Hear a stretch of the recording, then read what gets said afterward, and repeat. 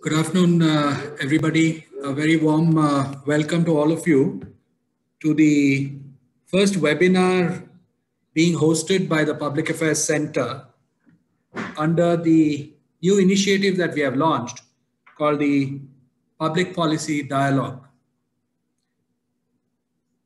The purpose of the Public Policy Dialogue is to ensure that we advance the public discourse on matters that are of urgent importance and relevance to the state of Karnataka. And we thought it best that the first webinar should begin with the COVID-19 vaccine protocol, because after a long time, after close to 10 months, a year, there is some optimism in the air. And the challenge ahead of us is to roll out the vaccine in an equitable and efficient manner. For those of you who are not familiar with the Public Affairs Center, PAC is a not-for-profit think tank undertaking action research. We are 26 years old, and we partner with governments, academia, public foundations, private foundations to advance good governance. The specific objective of this series of webinars is to generate actionable knowledge and to be able to make recommendations to the government of Karnataka on how it might move forward on matters of public importance. With this brief introduction, let me once again welcome all of you to this webinar. We have a very distinguished panel, just as we have a very well-informed group of participants. So that all of you know, we have close to a little over 100 participants today. And many of them are distinguished academics, former civil servants, practitioners, researchers, students, and not least, many people who are past 90. One very distinguished gentleman who is 94 or 95, who has also joined this webinar. It just tells you how important the subject is and how important a burden the panel has. So let me straight away introduce the panel and welcome them. I want to first welcome Dr. A. Ravindra, the chairman of the Public Affairs Center, who is going to be the moderator of today's webinar. Dr. Ravindra is the former Chief Secretary of the Government of Karnataka, and he's also distinguished himself as an academic, especially in urban governance. He has in fact been the driver behind this webinar. So a very warm welcome to Dr. Ravindra. We also have Dr. Giridhar Babu, a very distinguished practitioner. He's the professor and head life course epidemiology of the Public Health Foundation of India. He's also a member of the COVID-19 Karnataka State Task Force. So very warm welcome to Dr. Giridhar Babu. We have Seema Kumar. She is the Communication for Development Specialist at UNICEF based in Hyderabad. She has long years of experience on handling communication, development-related communication, particularly relating to pandemics and health-related communication. So a very warm welcome to Seema Kumar. And we have Dr. Anupama Shetty. She is the Mission Director of the Biocon Foundation.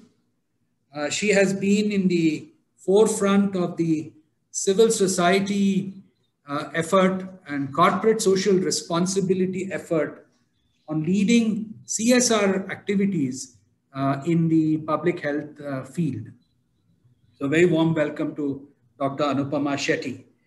This panel, I might add, represents the governance triumvirate, the state, which will be represented shortly by Dr. Javed Akhtar, who is the Additional Chief Secretary, Health and Family Welfare of the Government of Karnataka. He will be joining us a little late because he's held up in a very important, and I might add, COVID-19 related meeting. Javed has been the forefront of the Karnataka government's COVID-19 action these past 10 months. So very warm welcome to all of you. I will, then the panel is also representative of the market or the industry, the practitioners, and it's also representative of civil society and international organizations. With these words of welcome, let me now hand over the floor to Dr. Ravindra to commence the moderation. Sir, over to you. Thank you very much. Gursharan, and sorry for a slight delay because of some glitches in the online platform. Let me add my welcome to all of you. This is the first program in the series of public policy dialogues that the Public Affairs Center has planned. And very rightly, I think the subject for today's discussion is on COVID-19 vaccine rollout, because this is the current topic of the day. I think almost everyone is concerned and seized about it. Let me begin on a positive note. Even as there are clear signs of decline in the number of positive cases of COVID-19, the vaccine rollout has commenced. It is commendable that vaccines are being developed for the dreaded corona disease in a record time, a tribute to the scientific community. India should be proud of our scientists who have delivered 2 vaccines, Covaxin and Covishield, in such a short period.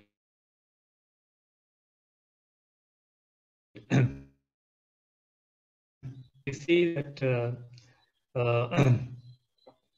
both across India and in the state, people have started getting vaccinated. But as you know, administering the vaccine to millions of people is a formidable challenge. PAC therefore thought it fit to organize this program to understand the challenge from a team of experts and to clear our own doubts. Let me flag a few issues before the panelists come in. Number one, the efficacy and safety of the 2 vaccines, especially as there have been questions about Covaxin. Trials were completed in all respects. I think this is something that has been of concern to a large number of people, and it is necessary to clear those doubts and about the efficacy of the vaccines themselves. Number 2, I would say that the slow response to the administration of the vaccine, particularly the reluctance of the health workers themselves, whom we call the COVID warriors, seems to show a certain lack of confidence among the people. Hence, the need to clear any misgivings in the minds of the people. It may be about side effects. It may be, some very sense of fear as to what is going to happen to us. It is absolutely necessary to strengthen the communication channels. For one, we need to deal with the misinformation that is floating around. I believe there are anti-vaccine forces globally creating mistrust, and this needs to be dealt with very strongly. And secondly, it is also essential for us to convincingly communicate the benefits of vaccine and its safety to the people at large. Well, we have a distinguished panel to enlighten us on this subject. Mr. Gursharan has already introduced you to them. So now, let me get on to the panel of speakers. I would request each speaker to confine herself or himself to 15 minutes. So since we have 4 speakers, that will take about an hour. And then we'll, if you missed anything or you have want to add something, you can certainly come in during the latter period. And although we have sent you a list of questions, you are free to express your own views apart from what has been sent to you.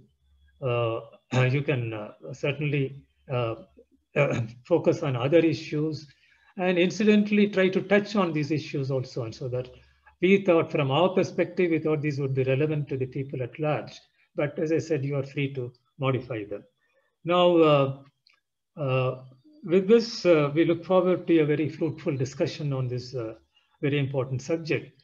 As Mr. Gurshiran already told you, Mr. Javed Akhtar, the Additional Chief Secretary in charge of Health and Family Welfare, was to join us, and I thought he would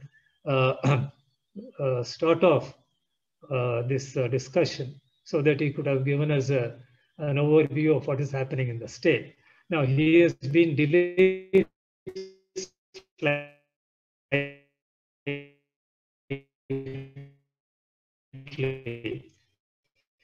So I would request Dr. Giridhar Babu, who also is in the know of COVID-19, to make his presence. Dr. Giridhar. Thank you, sir. Yeah. I hope I'm audible. Yeah. Thank you. Thank you, sir. So let me begin by reflecting the journey of COVID-19 response and how the rollout of vaccination fits into this entire journey so far. So as you're all aware, Karnataka state did really well in terms of mounting up the containment measures. And when we speak of containment and mitigation, for both of it, mitigation which will reduce the introduction and reduce the levels, whereas containment is minimizing it to as fewer cases as possible. So both aspects have been done really well by Karnataka state. I am not giving the complete credit to only the government alone here, because every partner, every citizen of Karnataka state is equally responsible. For a state or for a country where we were not used to wear masks or follow physical distancing, we have done tremendously well in terms of limiting to the number of cases or deaths that we have so far. My own personal take on the entire scenario has been, if you want to quantify how a state or a country has done well, it's always in the number of deaths that we could prevent and the number of deaths we could avert because of the response that we have set in for handling the pandemic. So if you see in the months of June, July, August, when the case surge occurred, and that's when August, mid-August was almost the peak, and then there was September, and the deceleration started in September, but the actual decline we started seeing from the month of October onwards. And there is a lag time of at least 14 to 17 days when the deaths also start decreasing. So very famously, Karnataka state followed the 5T strategy, which you're all very well aware. So I wouldn't dwell into the details of all of this. But as a result of that, Karnataka state is among the few states in the country which has had higher test per million population compared to several other states. Karnataka, Andhra Pradesh, Delhi have a higher test per million. And it is not a coincidental. The states that have higher tests per million are the ones that also have higher cases per million. So Karnataka, Andhra Pradesh, and Tamil Nadu, all of them have higher cases per million as well. And the same kind of distribution you would see within the state of Karnataka also. For example, Udupi, Yadgir, Bangalore urban, Kalburgi, and Dakshin Kannada have higher cases per million. Now, before going on to the vaccine, I just want to touch this and connect how these are all interlinked. Detecting higher cases per million or doing higher tests per million is an indication of how strong the overall public health response is there in that particular district. So if Udupi has highest cases per million, it is not because the virus is more virulent there or more people are getting infected there. It is just that we are detecting more and more there because of the strong public health response. Similarly, there are districts where the case detection or even the test per million is poor. For example, if you look at Belgavi, Chamarajanagar, Tumkur, Chitradurga, they have poorer tests per million, poorer cases per million compared to the other districts in the state. Now, it is not surprising if you look at socioeconomic indicators or the vaccination programs performance, the same districts are the ones where we might expect to see more challenges. And how do we tackle that? That is an operational or an administrative challenge one has to always look up to. Coming straight into the vaccines with this background.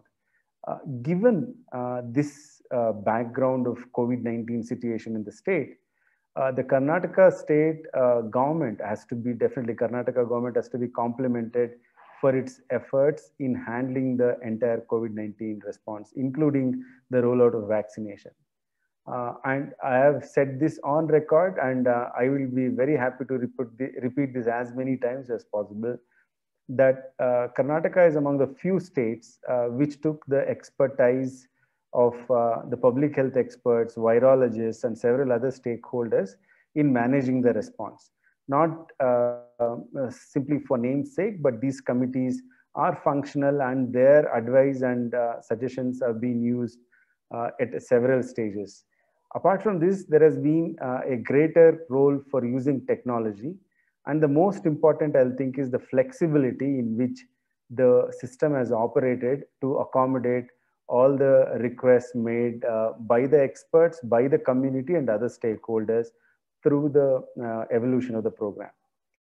So now that the 2 vaccines have been permitted by the Ministry of Health and Family Welfare for rollout, the challenges in implementing this vaccination program we are already witnessing. But before I address those challenges, I would want to explain my expertise on vaccination program. That will give the context to the audience. I have worked in the polio eradication program for nearly 6 years with World Health Organization. I've also been involved in the measles elimination program, especially in the measles surveillance. And I've been working with the COVID-19 efforts, at least for the last year. The reason I'm explaining all this is we have had at least 3 decades of work in building the trust about vaccines in the community. And this involved the hard work of millions of health workers and doctors and staff nurses over a period of time. If there's one thing, apart from sending satellites to the orbit, if country can be proud of is India's vaccination program. Millions of people getting vaccinated every year and without any major adverse effects, and the kind of cold chain system that is present even in the most remotest part of the country, including islands and places where generally transport is not easily available. All this has happened because of the immense faith in the vaccines and the way the vaccines change our lives. Most importantly, the IMR, infant mortality rate, has reduced to a great extent only because of the vaccine preventable diseases being controlled by ensuring that every kid gets the vaccine. Maternal and neonatal tetanus have been eliminated in several states only because of the vaccination program. The reason why we should know that is the free-flowing public discourses on vaccination, given everything about the COVID-19 is unknown, or we are just learning with each day, everybody has some amount of phobia and fear. When we start analyzing each and every aspect of the vaccine and its rollout, definitely without understanding the context, without understanding the process of developing vaccines, there is a chance that many people might get doubts about entire thing. And it is not uncommon to have doubts. The problem is, based on our doubts, if we start propagating the same kind of information or misinformation that has been fed into, then it will result in a lot of other problems which will harm the vaccines for other diseases. The gains that you have made in several decades would be reversed because of these kind of misinformation campaigns, as Ravindra sir clearly explained in his introductory note. Therefore, it is for us to be responsible to understand what about the vaccines and how we should be careful in conveying any communication about the vaccines, whether it is COVID-19 or any other vaccine preventable disease. That's the responsibility of every person. So there are some questions that have been handed out to me, which I would like to answer, and then probably conclude my initial remarks, and I'll be happy to answer. So one of the question is, what about the kind of dosages that have been prescribed, and what if people do not take one of these doses? Currently, at least for the both vaccines that have been permitted for use in India, there is limited evidence in showing that only one dose will be effective. One dose vaccines are still in development, single dose vaccines. And with the first dose, we will not be able to achieve complete protection. So therefore, it's absolutely necessary that two doses are taken by any person who is eligible at that point of time. The next question is about when should this second dose be given? And ideally, these should have been decided in the phase 2, where the dosage and the frequency of administration should have been tested. But since the COVID-19 has impacted everyone's lives in every country, there has been some speed over these details of understanding both in the United Kingdom and the other places where Covishield or Oxford AstraZeneca was tested. So therefore, there is now the immense understanding about is it beneficial if the second dose is given after 12 weeks? And those results would be known as the UK is rolling out the second dose after a period of 8 to 12 weeks. Whereas the government of India, based on the protocol that was approved, has advised for 28 days. But whether it is taken at 28 days or after 12 weeks, only when we take two doses, the protection is better and higher than taking only single dose alone. The next question around is, what proportion of people should be vaccinated to stop the pandemic? So we need to understand, since we did not begin handling the pandemic by vaccinating people, vaccination started much later. There are also people who have been infected by the wild virus. Wild virus is the real SARS-CoV-2 virus. So now the proportion of people who are protected is the sum total of people who have antibodies against the wild virus and those who are protected because of the vaccines. Together, if this is more than 60%, then for a reproductive number of 2.5, we should be able to interrupt the transmission and bend the curve of the epidemic if around 60 to 70% people are protected. So again, as I said, this is a sum total, not just because of the vaccine or because of the wild virus alone. Regarding the adverse effects of the vaccine insert, the document which is circulated along with the vaccine, has given clear indication. Today in the Lancet, There has been a publication on the safety of Covaxin also. The commonest side effect is the pain at the site of injection. A headache, fever, fatigue, body ache, nausea, abdominal pain, vomiting are some of the other minor effects. But all of these are self-limiting and do not require hospitalization and self-limiting within a day or two. So therefore, these are just the minor adverse effects compared to any other vaccines. In fact, most viewers might be surprised. The proportion of adverse effects in Covaxin, according to the paper, published paper in the Lancet, is much lower compared to any other approved vaccine so far. So regarding the safety profile, I don't think there are doubts about any other vaccine, both the vaccines that are permitted for use in India. For the Covishield, the tenderness or pain at the site of the injection, headache, fever, fatigue, body ache, chills, malaise, abdominal pain are what generally reported. Most people do not have any adverse effects, and there is a robust system that tracks all these side effects or adverse effects, what we call. Therefore, anybody who is vaccinated, whether any minor or anything that they feel is not okay, they should immediately get back to the health system. Since health workers are part of the system, it is not difficult to report, at least in the phase 1. For phase 2, there will be definitive mechanisms. The last question which was shared with me was, should frontline workers who are not vaccinated should be put off from their functions? And my answer is absolutely no. It's not ethical.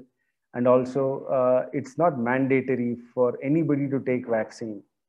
The only way to vaccinate more people is by explaining about the vaccine, winning the trust of the people who want to be vaccinated, and promoting their free will and voluntary nature of the vaccination program. And if people don't do it, whether vaccinated or not, we need to continue wearing masks and following physical distancing as long as this virus is affecting our lives. So therefore, there's no question of treating people differently based on their infection status or vaccination status. Based on this, I think I will stop my initial remarks now. And if there are any specific questions that are directed regarding my topic, I'll be happy to answer. Otherwise, I can answer towards the end also. Thank you.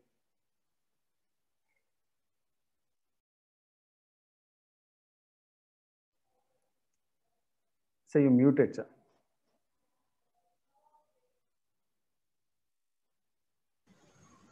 So you're muted.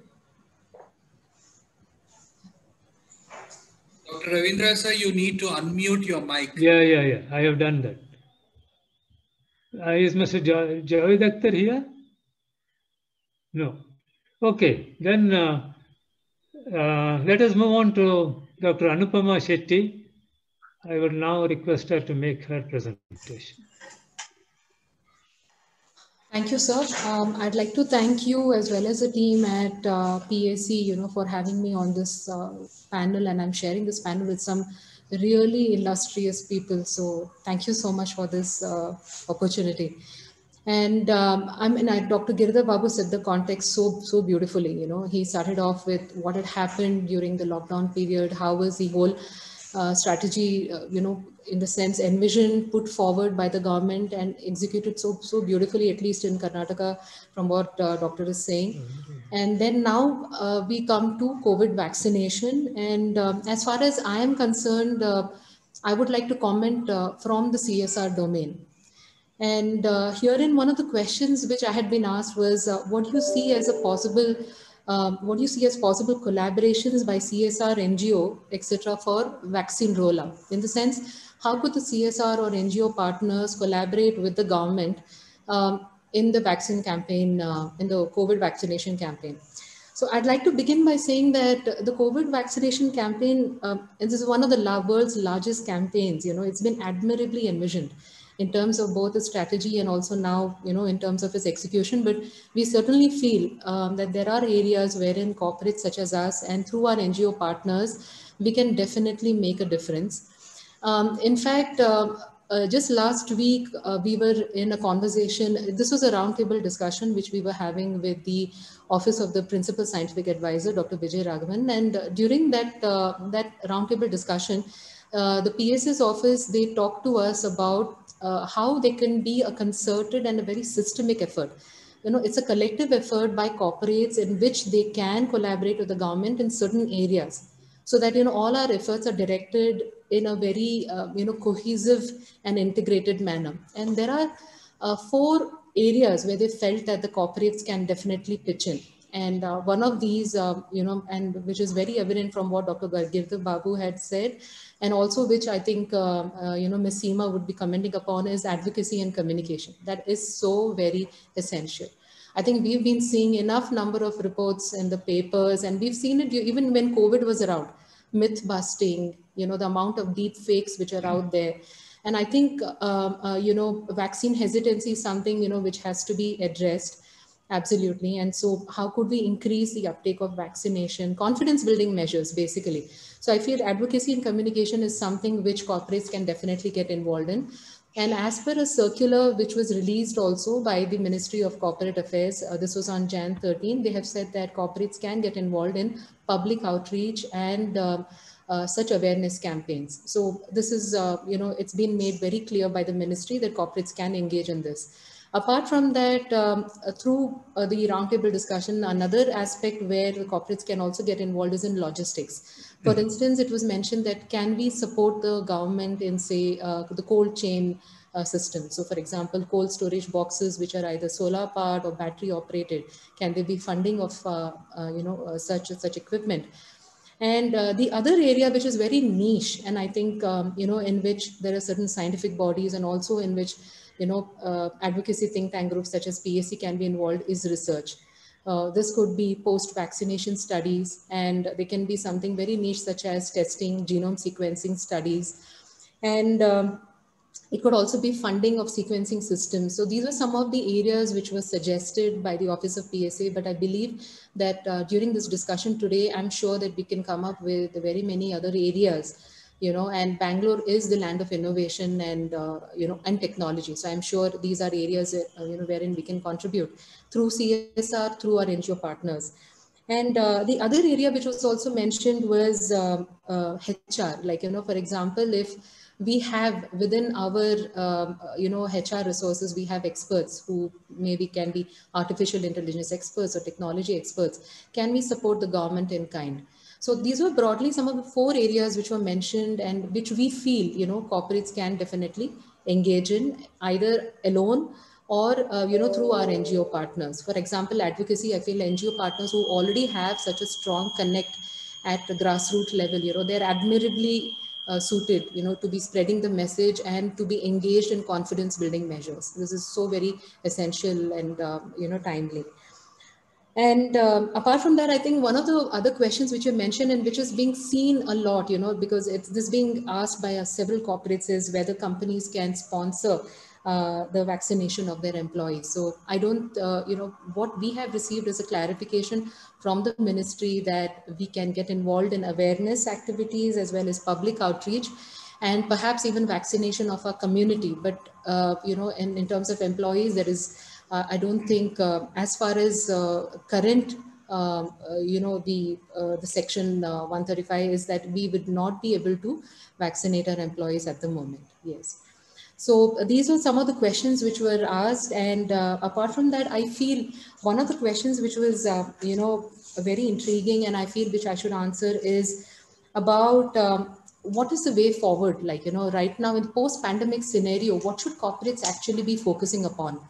And this is one thing which I thought I should, kind of highlight coming from both the CSR space and also, as a doctor and having worked in public health. Of course, I defer to Dr. Girdhar Babu, he's the expert here, but, I'm just talking from my small experiences. I really feel that in the entire COVID scenario, non-COVID conditions have got ignored, and across the world, there's even a WHO survey across a large number of countries, which has shown that almost 60 to 90% of the staff have been deployed for COVID-based activities. Very little has happened in terms of non-communicable diseases, surveillance or identification, tracking. And, so there's been so much of work which has got undone as a result of this. And I think now, this year, it's got to be very crucial for us that while, of course, yes, we are focusing on the COVID vaccination campaign, those corporate companies which are in healthcare can also start focusing parallelly on non-communicable diseases. And at Biocon Foundation, we have the Ilaj clinics, and it is one of our objectives that this year, through our public healthcare, this is a primary healthcare service, we hope to roll out community surveillance in a much more robust, integrated, and tech-driven manner. So this is what is in the post-pandemic scenario, obviously apart from helping in terms of the vaccination campaign, a parallel focus has also got to be created on NCDs. And this is also, by the way, reflected in the Vision 2035 paper, which was released recently by Niti Aayog. It was mentioned that there are so many emerging threats to India, but 3 emerging threats which we thought we could focus upon, at least through our programs, is one is the non-communicable diseases, secondly is the emerging and new communicable diseases, and thirdly was antimicrobial resistance. So we thought that at least, we could pick up these aspects of, from the emerging threats and work upon it through our existing programs. So, sir, I just thought I'd keep it short and simple. And if there are any questions here, I would be happy to take it later. And I would hand it over back to you. Thank you so much for this opportunity again. Yeah, thank you, Dr. Anupama, especially for also outlining what can be done in the future, the way forward and all that. Thank you. Javed Akhtar, any idea, Annapurna? Still not on the scene, is it? Okay, now let's go to Ms. Seema Kumar. I think you can make your presentation. Thank you, sir. Thank you so much. First of all, I would like to congratulate the team at Public Affairs Center for organizing this very, very important webinar. I think it is so relevant and timely. And also, as Dr. Anupama was mentioning, very happy to be sharing this discussion with very, very eminent panelists and the team at PAC. So, coming to communications part, and we heard from the previous speakers, Ravinder sir himself, and also Dr. Giridhar and Dr. Anupama, they mentioned about communications, role of communications, importance of communications in this particular vaccination program. Of course, Dr. Giridhar also talked about the importance of communication in polio and also in the MR campaign. For all these previous immunization campaigns, Karnataka has really done extremely well as the state government and all the partners together. So I think we can be very, very hopeful.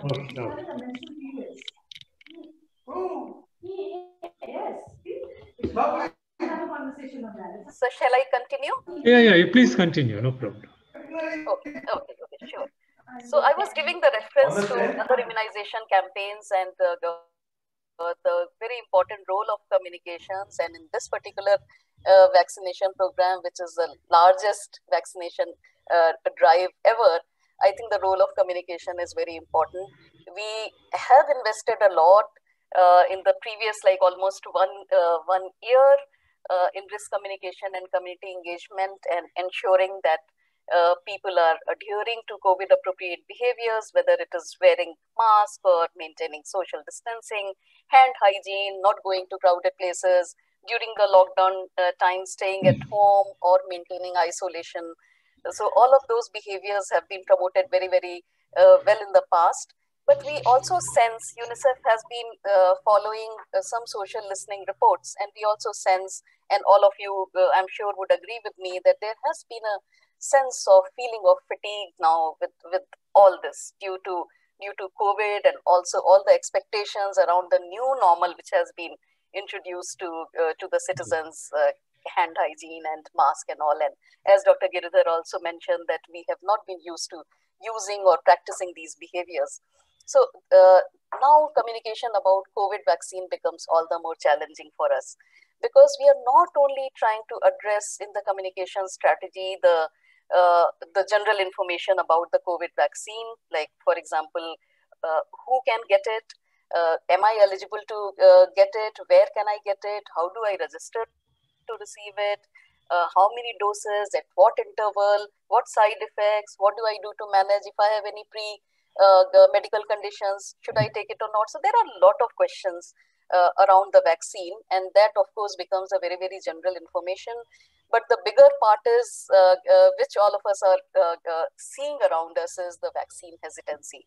So the communication strategy, which is the national communication strategy endorsed by the Ministry of Health and Family Welfare, and which all the states governments are also trying to roll out in phases, has 4 major pillars.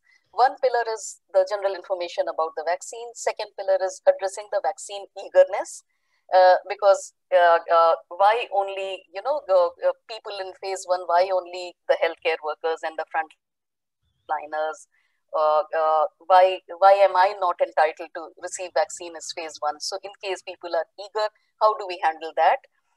Which is not the case, doesn't seem to be the case currently, but vaccine hesitancy is another very, very important pillar. And I think all of us need to put our forces together to work on that.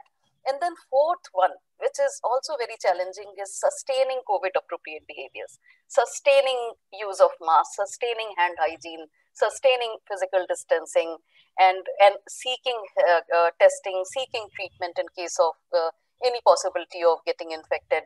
So that has become very challenging. In the past, we have worked, and Karnataka has, as in all other campaigns, they have really delivered a very strong risk communication and community engagement component, along with the testing and treatment and isolation, and now the vaccine rollout. We also felt that it is very, very important to mobilize all other stakeholders. And as Dr. Anupma was mentioning, that the role of private sector, the role of various community-based organizations, the networks, whether it is SHG's networks in rural areas or faith-based organizations and their leaders and their networks, youth networks like the NSS and NYKS, and through the academic institutions, mass media, of course, the TV, radio. So we need a 360-degree approach, which was adopted for risk communication and community engagement during the last couple of months. And now we need to reinforce the same approach for vaccine promotion, but in a very, very specific around the four strategic pillars of the communication. In terms of how do we reach out to those who probably don't have access to mass media, I think these days we see the penetration of smartphones and access to data and internet is very, very high. So that is an advantage. There have been systems put in place from the government side in collaboration with the partners, WHO and UNICEF and PHFI and others. So there is a state media response cell which is in place to handle queries from the media, to orient media on that. How do we counter the negative discourse around vaccine? How do we address any myths and misconceptions if those are coming up in the social media? Then there are also a series of AEFI trainings. AEFI is adverse event following immunization, and people, there are focal points who are being trained on how to also manage community and also handle media in the event of any, in case of any adverse event.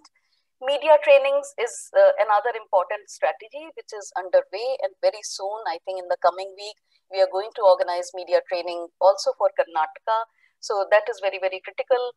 Our advocacy with the government has been that all the communication inputs, the communication plans must be reviewed in the block task force level meeting, in the district task forces, and also in the state task force. Because as we heard from everybody from the beginning of this webinar, communication is very, very important. Communication and the supply and the delivery of vaccination need to go hand in hand. And so it has to be reviewed at all levels.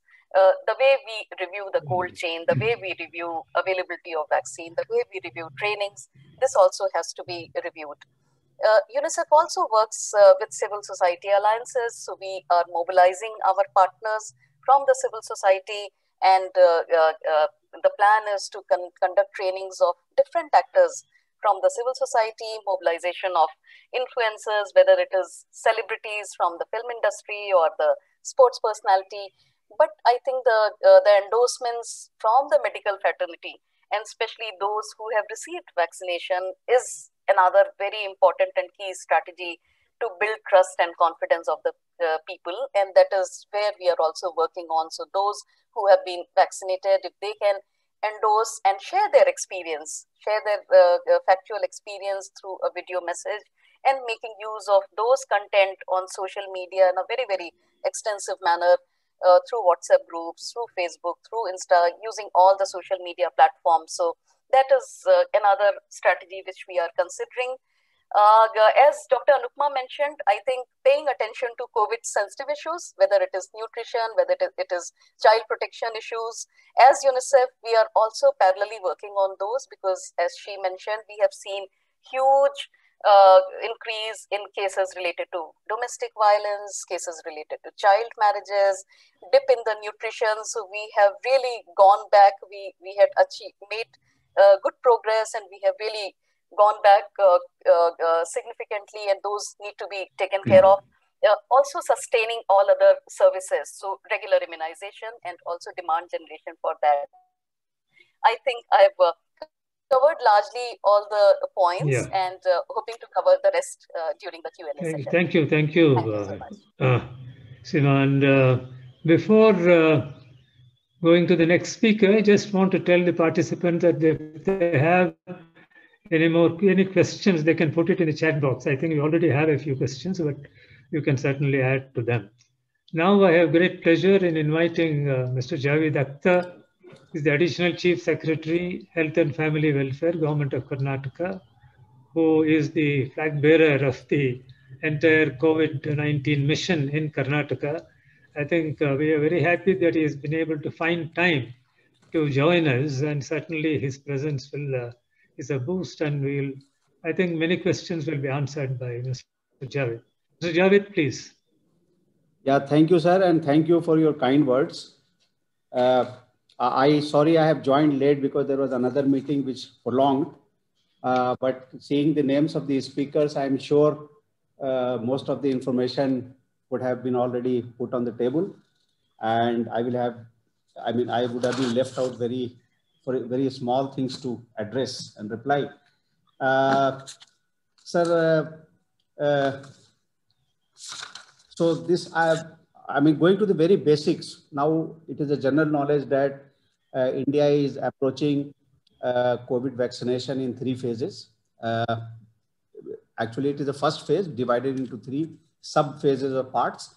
In the first one, we are vaccinating healthcare workers, which includes all the players in the health industry, including students and outsourced personnel who are working in hospitals, medical colleges, dental colleges, paramedical institutions, etc. In the second phase, this number is about 1 crore for the country as a whole. And in the second sub-phase, to say so, the country is approaching, country is going to vaccinate the frontline workers. So frontline, the frontline workers includes the other players who were involved in the COVID containment operations like police, home guards, Paur Karmikas, other group Ds, those who are managing COVID care centers, migrants camps, etc., and who were also exposed to the COVID virus. In the third phase, more vulnerable among the population. So those who are above 50 years of age, and also those who are less than 50 years of age, but having severe comorbidity. So this number has been projected to be 27 crore for the country as a whole.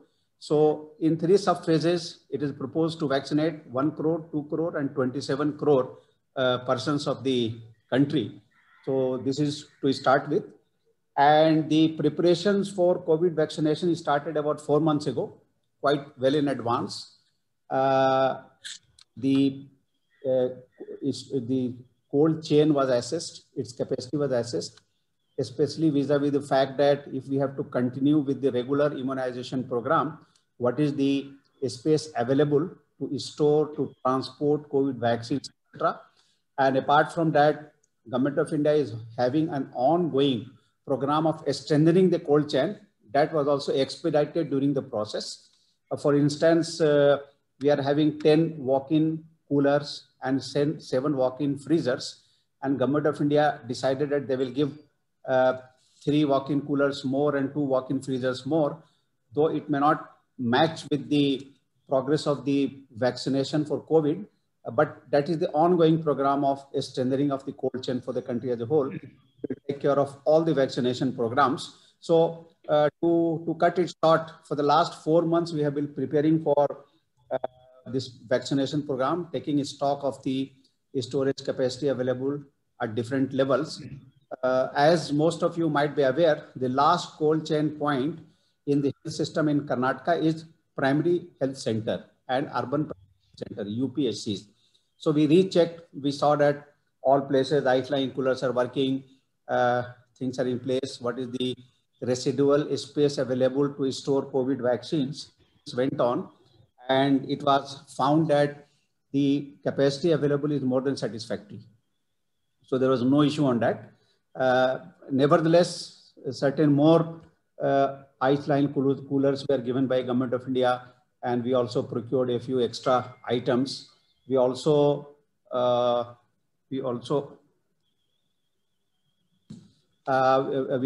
cross-checked whether all the ice chain points are working, the fallback, the generator, etc., are all in running conditions. This was all done, and finally started the registration.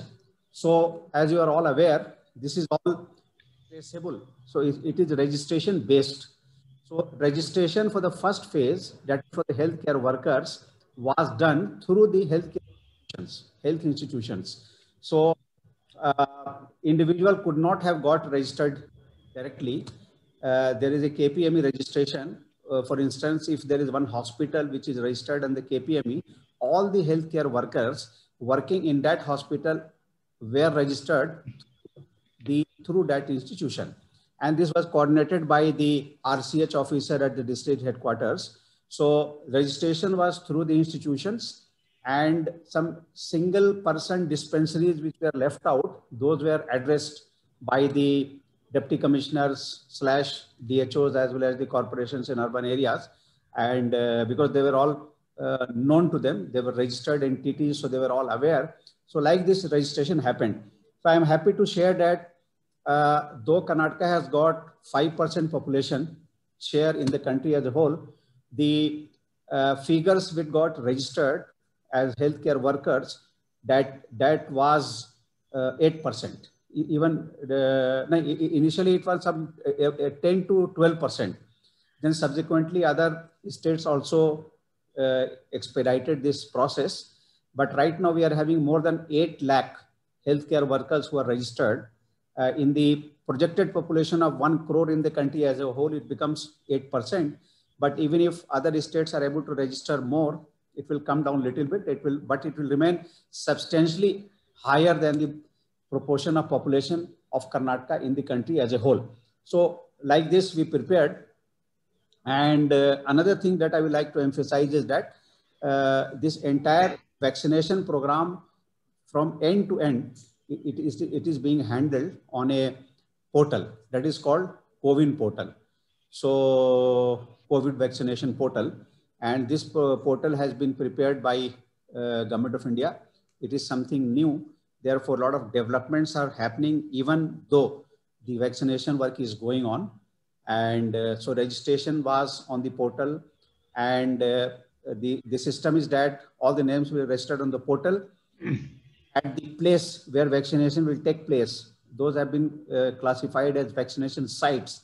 There will be vaccination site planning on the portal, and on the portal 1 day before the vaccination, it will be decided which 100 people are going to be vaccinated at a particular site.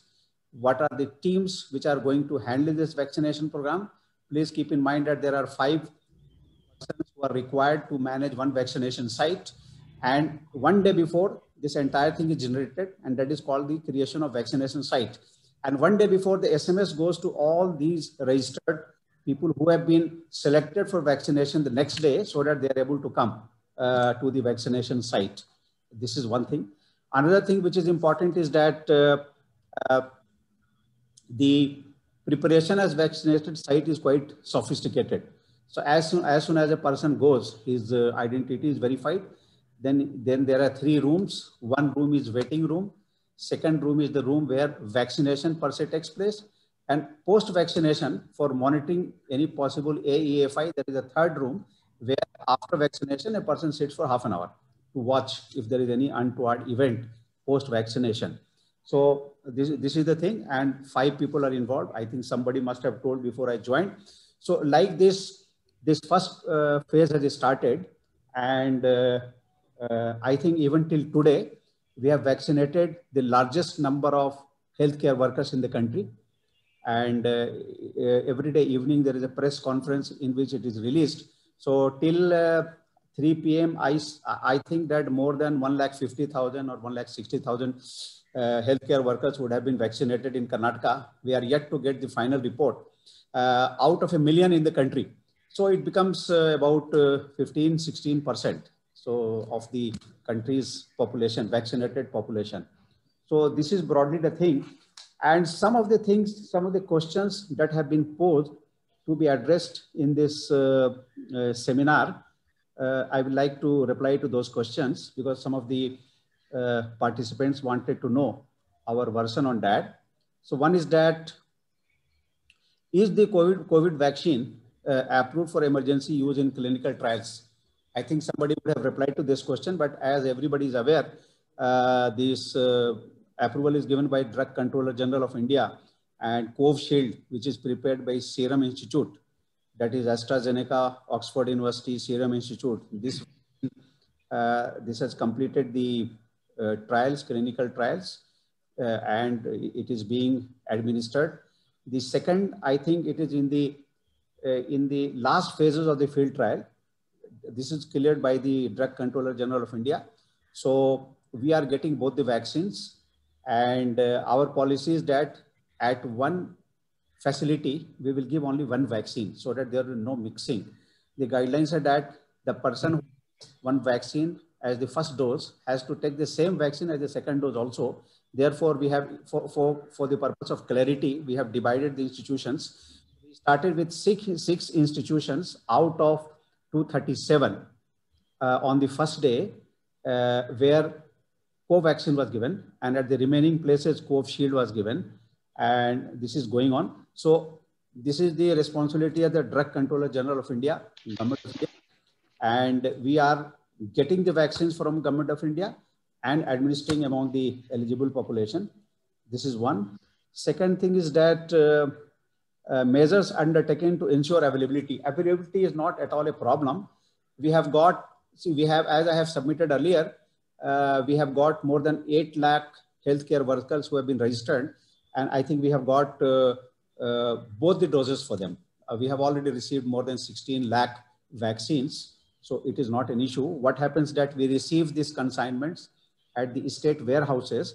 From the state warehouses, we send it to the district warehouses. And from district warehouses, as per the capacity available, as well as the demand at different places, it is Taluka hospitals, CSCs, PSCs, it is transported by the district health authorities within those districts.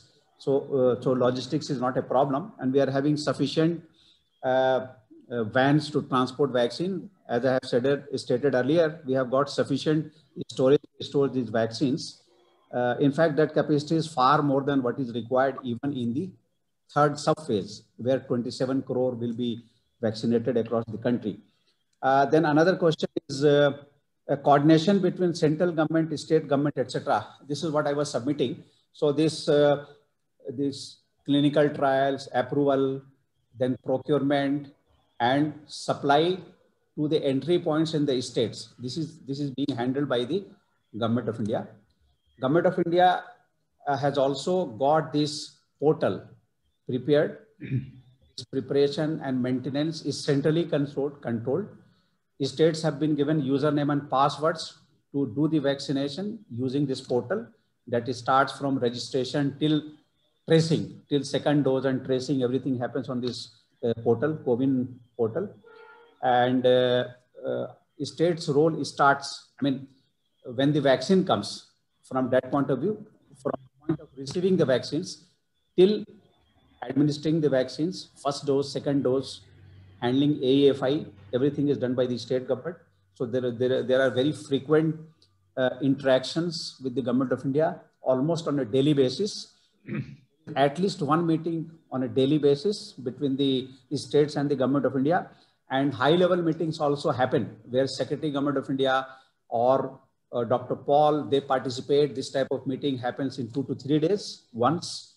So it is a very well coordinated effort between the central government and the state governments, and very, very unified, integrated activity. Then what has happened that in respect of Covaxin, this Hyderabad's Covaxin, ICMR and that institute's Covaxin, since it has not completed the field trial, so one consent form is given, and those who give Covaxin, those who take Covaxin, their health status is tracked. This is tracked centrally. And for Covishield, there is no such requirement, but we have disseminated information among those who receive the vaccines to contact us in case of any untoward incident. And there is a unit in 104, that is Arogya Sahayavani of the state of Karnataka. That is the telemedicine number, 3-digit number 104. There they can contact straight away if somebody is having any problem. But such cases are negligible. There are minor incidences of AEFI like swelling and some, in a couple of cases, some throat issues, etc., which are very minor, and those have been noticed within these 30 minutes. This number is, I think, in 2-digit, still in 2-digit. So there is nothing to worry. Then another question is, after evaluating the current healthcare facilities in India, what do you think should be done to improve it? This is a larger question. It is connected, of course, to the vaccination, but it is a much larger question. I would like to submit very briefly what we are doing in Karnataka. What happened that this was a pandemic. This COVID-19 is a pandemic. It has created all types of problems for the whole world, and for that matter in India and Karnataka also. But it has also given an impetus to health sector. I will give 2-3 examples how it has happened. For instance, in Karnataka, 146 2-bedded ICUs were set up 3-4 years ago, but we were not in a position to functionalize them. 2-bed ICUs in Taluka hospital, there was lots of issues. And oxygen, availability of oxygen was quite less, only here and there, very few and far between. What happened because of the particular nature of this disease, we took up the oxygenation program at a very large scale. Pre-COVID period, end of February, we were having about 5,300 beds connected to oxygen. So we took up this program at a very large scale. We decided that each district hospital must have a minimum of 100 beds having oxygen connection. Each Taluka hospital should have 50 beds connected to oxygen, and CHCs 30 beds. CHCs are 30-bedded facilities, so all the beds should be oxygenated. So we are having 146 Taluka level hospitals multiplied by 50, about 7,000. We are having 204 CHCs multiplied by 36,000. So 13,000 there only, and we are having 17 hospitals in health department into 1,700. Like this, in medical education department also, the availability of oxygen was given an impetus. So we started, as I have told earlier, with 5,000 beds connected to oxygen, and now we are having about 28,000 beds which are oxygenated. So this type of jump has happened as far as the facilities are created. I will not go into statistics, but there was 4.5 to 5-fold increase in the number of also. Some time ago, we were thinking of how to operationalize ICU in taluka hospitals. Now we are in a situation that we have started a project to consolidate the gains of COVID in the health sector. In that, we are thinking of operationalizing 6-bed ICUs in all the taluka hospitals. Of course, this is at the program stage, but we have already firmed up the program and posted it to the authorities, both state government as well as the government of India. So it has made a marked difference to the extent of extending the health facilities. This was the infrastructure side.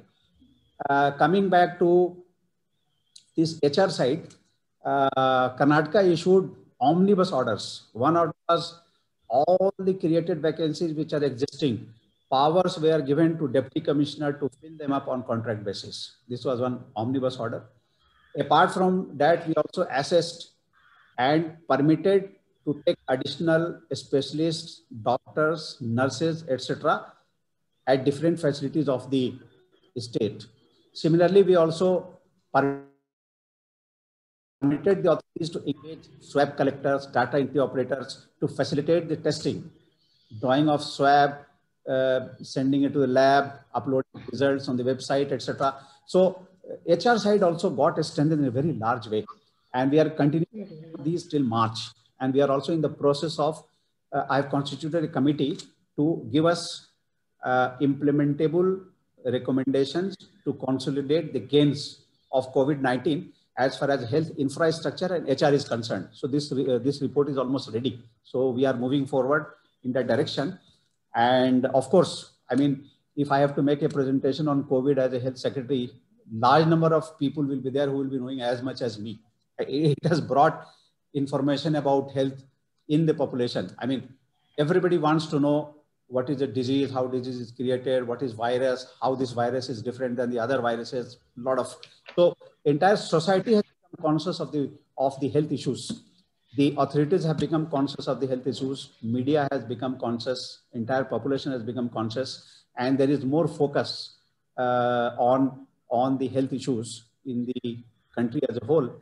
And I'm sure this will give a fillip to the percentage of in the GDP. In Karnataka is already very high. We spend about 4.8% of the GDP of the on health. And I think the norm is some 8% or so. We are one of the states which spends high compared to many other in the country on the health issues. And I'm sure this is going to give further fillip to this thing. So these are broadly the things that I wanted to submit. And another thing, in the next phase, we are going to vaccinate the frontline workers / this corona warriors, non-healthcare corona warriors, that is poor karmic workers, police personnel, etc. So that registration is going on. Of course, that registration is being handled by the line departments. For instance, Home Department is taking care of entry of these names for the police. Urban Development Department is doing for poor karmikas, etc. And for Revenue Department, of course, Health is doing that. So this is going on. In the next phase, vaccination of the frontline workers will be taken up. That's all I have to say. Thank you. Thank you, sir. Ravindra sir, thank you very much. And thanks to all of you for giving me a patient hearing. Thank you, Javed. I think you have covered a wide ground and answered a number of questions. Thanks a lot. Now we will throw it open for questions. I think we have some questions in the chat box.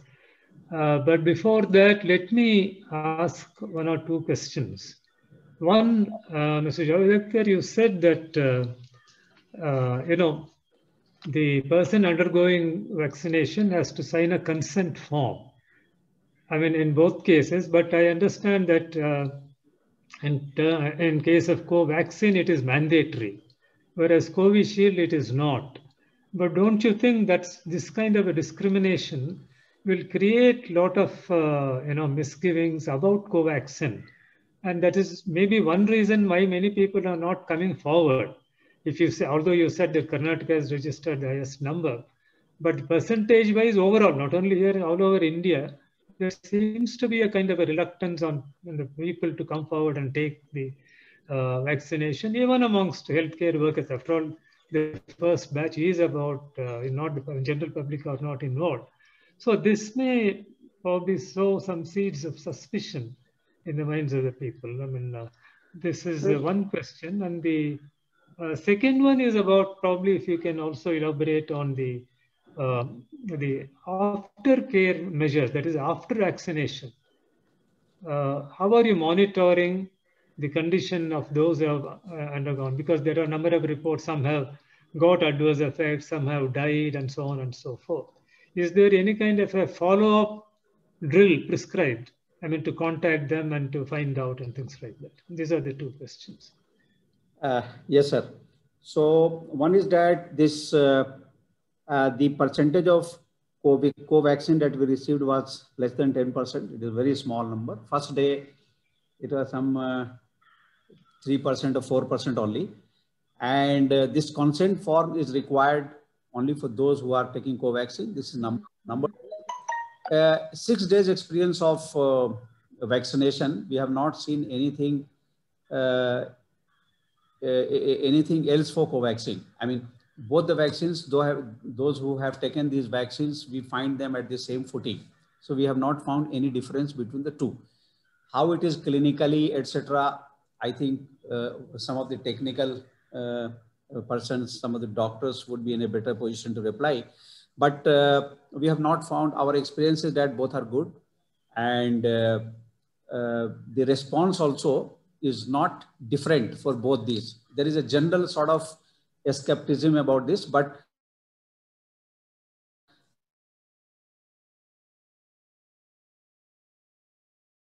compared to Covaxin, it is like that. Second, sir, this we have got AEFI, adverse event committees, AEFI committees at the district level. So we have got one at the state level also.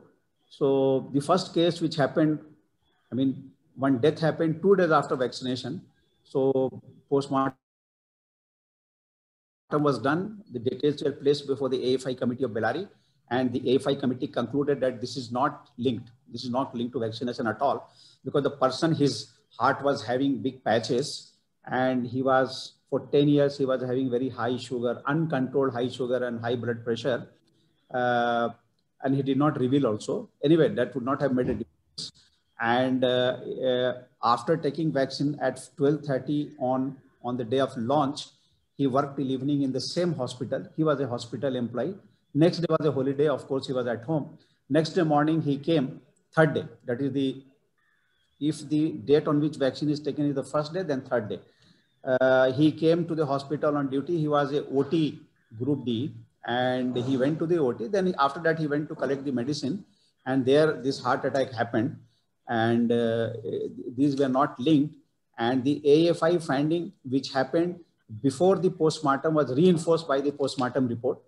And that was also discussed at the AEFI committee at Bangalore. So both are not linked. And the forensic report, etc., is yet to come. But the material which was available after this AEFI committee and postmortem, that was adequate for our experts to conclude that it is not linked to vaccination. As person was having severe comorbidity, it is only coincidental. So second, of course, I don't have this much of information with me now, but second case also, it is not linked to vaccination at all. So to tell about the structure, we have AEFI committees. These our staff who administer vaccine at the session sites, they are trained for basics. Then from there, if in case of any adverse effect, the doctor has to be generally PSC doctor or Taluka doctor has been nominated. He has to be contacted. He will give advice. In case patient needs to be shifted to a hospital, hospitals have been mapped with the session sites. And going beyond that, AEFI will discuss the reasons, etc., of any adverse event.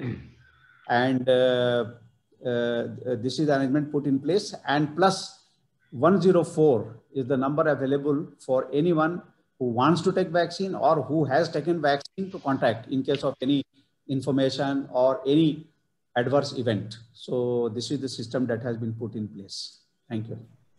Thank you, Javid. And let's go to the questions in the chat box. Dr. Annapurna, you have the questions with you? Yeah, I have a question. My name is Rao HRS Rao, senior citizen of 94 years age. I must thank Mr. Gurucharan for mentioning to me that the meeting is here today and that I could join them, and I must thank Mr. Gurucharan and his staff. And I must also compliment the Karnataka government for the excellent service they have been doing for arresting this COVID-19. Now, basically, there are one or two questions that I wanted to pose, right? Now, while the short range, whatever the side effects have been detected and action has been taken, some of these medicines, most probably the long range effects, how exactly possibly they will decide, how exactly they go about to find out what would be the long range effect is something which our scientists have to decide and see how exactly this is effective is one of the questions I have. We must also thank the various staff, the medical, the nurses and things like that, who at the cost of their own life, they have come in and helped a number of people who they have saved their lives, and we must compliment them and convey our appreciation to all of them who have really struggled hard to bring this disease to a lower level. Now, thank you. Broader question, I have one more question. Now, we saw this epidemic, this is COVID-19, suddenly has burst and all over the world it has come in at the same simultaneously. The first time we see a large epidemic of this type has come all over the world at the same time. Even as it is subsiding, already another new virus has started in UK, and of course it has already spread to other countries too. Now, what is it that science will do to find out how exactly this gets generated? Because any moment it can start. Now we have seen the second one coming up. Very soon, maybe the third one come, fourth one. What exactly is the way we go about to find out how this gets generated, and what is it we could do to control this is one of the aspects possibly which possibly. Okay, thank you, Mr. Rao. Who will answer this, Dr. Mr. Sir, I have a suggestion, sir. First two are the observations. We are grateful to Sri HRS Rao for that. Yeah. And regarding the third question, I am seeing Dr. Giridhar Babu, who is a member of the technical advisory committee of yes, Dr. Giridhar. I think he is the proper person in my vision to reply to this third question. Yeah, the second virus. Second UK strike, or any other brand. Sir. Africa also there are rumors. Yes, sir. HRS Rao, sir, grateful to you for your kind comments to all the health workers. I think that is the first thing we need to be doing in every forum that we meet, the kind of efforts they have input. So regarding the strains, I think there has been more of fear than the actual impact of these new variants. That doesn't mean that we need not be cautious. We need to be extremely cautious because the newer variants which are seen in the southern African region are known to escape the detection by the immune system, which means that these will continue to evolve to an extent better than the human immune system, because they need to survive. So the goal of the virus is to survive by infecting as many people and by actually not resulting in death of that many people. So that's the way viruses evolve. In the meantime, we need to have the technology in terms of genetic sequencing and associate that with the kind of outbreaks that we have. Only one will not help. For example, only doing outbreak detection and response will not give us complete information, or simply doing genetic sequence without actually associating whether it is causing any outbreaks or not is also not useful. So that kind of an effort is happening in Karnataka state and several other places. So therefore, we will have to continue being watchful. And then currently, it is not a major concern, at least for India.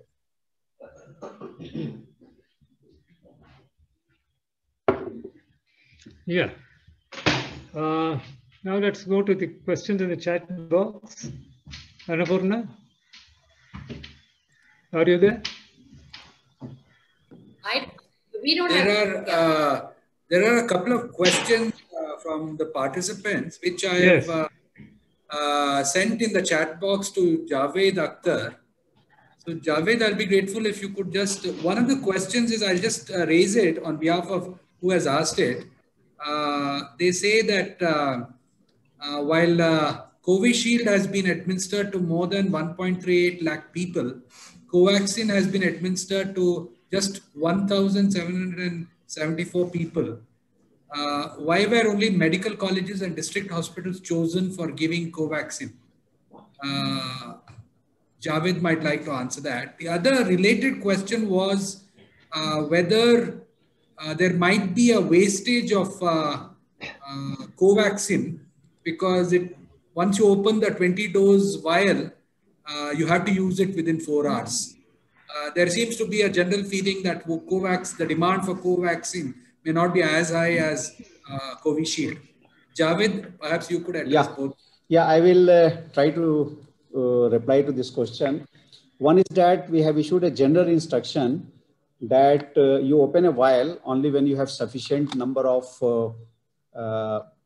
prospective persons who have to be vaccinated. For example, if suppose there are 3 persons having this Covishield vial, you get 2 more and then open so that there is no wastage. Second thing is that it is true for Covaxin also, where where it is 20, not 10. That is one reason. Vaccine. That is one reason that we have given Covaxin. It is not to medical college; it is to bigger institutions. One reason was that the vial was big. And second thing was that therefore we should give to a facility which is having larger number of prospective healthcare workers to be vaccinated. But we did not really think too much about that. It was very, very random.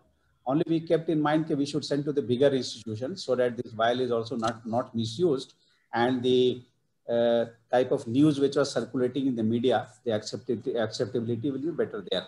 And in order to increase this, decrease the hesitancy and increase the acceptability as a whole, we have done a lot of IEC.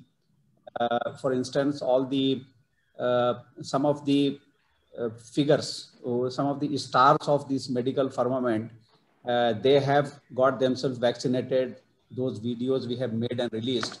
So that has happened in Bangalore, and we have told the deputy commissioners to do the same in the districts also. So like this, so that the acceptability increases.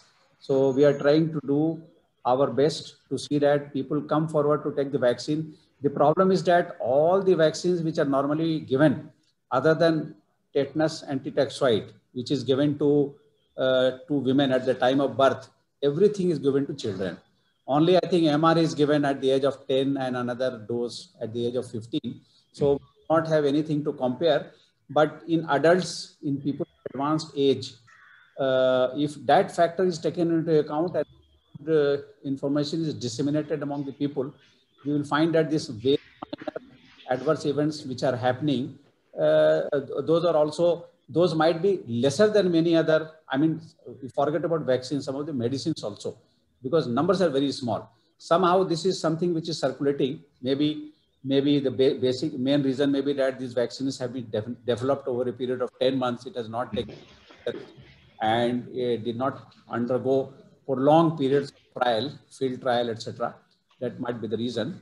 But to come back to your question, we are addressing that issue to minimize the wastage, and selection of facilities were random because we were having very few dosages of Covaxin which were given. So we selected some of the big hospitals just to keep in mind to minimize the wastage and give it to them. Thank you. Thanks. With your permission, I have got another VC, sir. If you permit, I will. And if there are other questions, I will reply them on mail. Javed, before you leave, since we are also, sir, reaching the conclusion of the webinar, with the permission of the chair, may I just raise the last 2 questions? Yes. One is addressed to the Additional Chief Secretary Health from a fellow panelist saying, how can corporates participate with government or partner with government under the CSR program to help government in this vaccination program? This is addressed to Javed.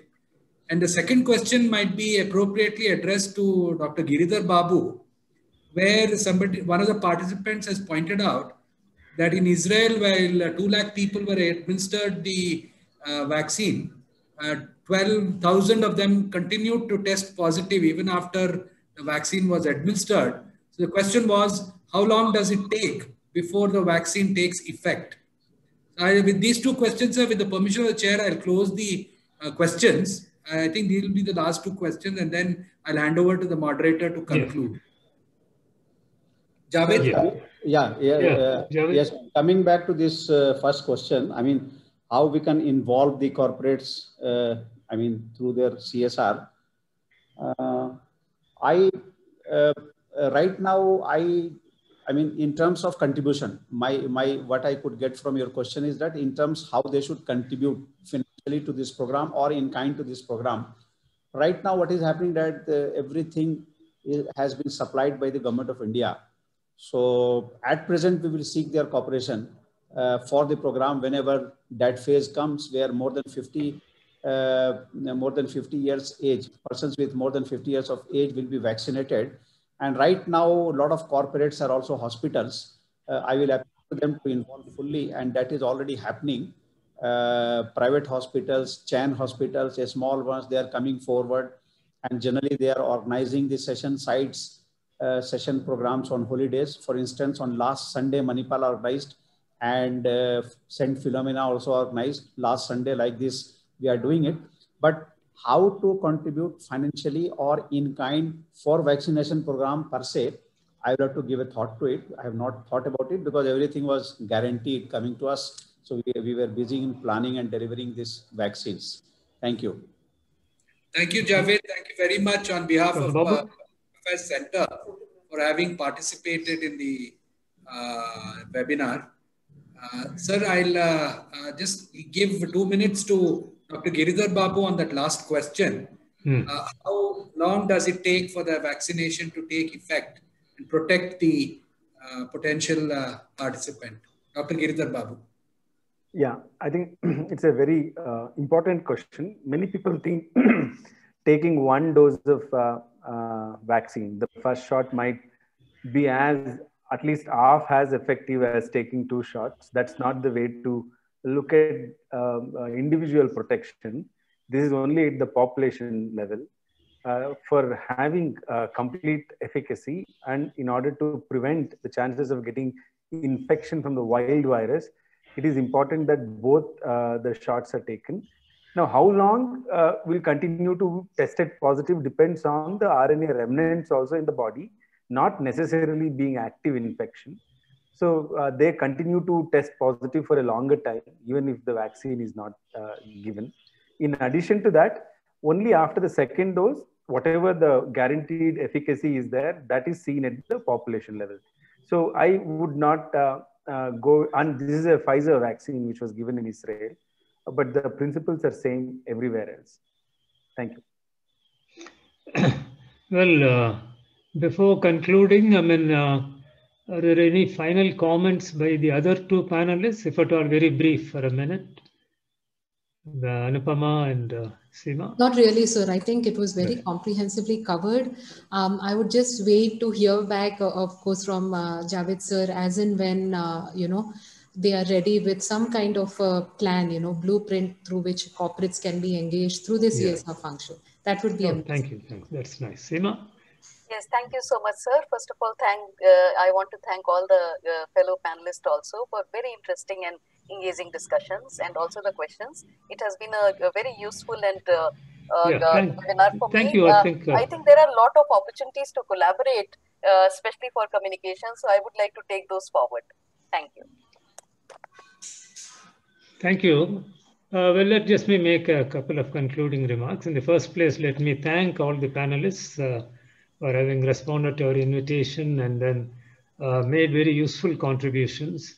I think a number of questions have been answered, both by Mr. Javed Akhtar and Giridhar Babu and the others. Maybe there are a few more questions we can certainly see where we can send them some written replies. On the whole, I think what has come out is that a number of steps are being taken in this vaccine exercise. As you know, it's a very gigantic task and it's not an easy one. We need to bear that in mind. A number of questions need to be answered. I think we need to communicate, particularly as it was pointed out earlier, to all the people remove their misgivings, and see that the number of people who come forward goes up.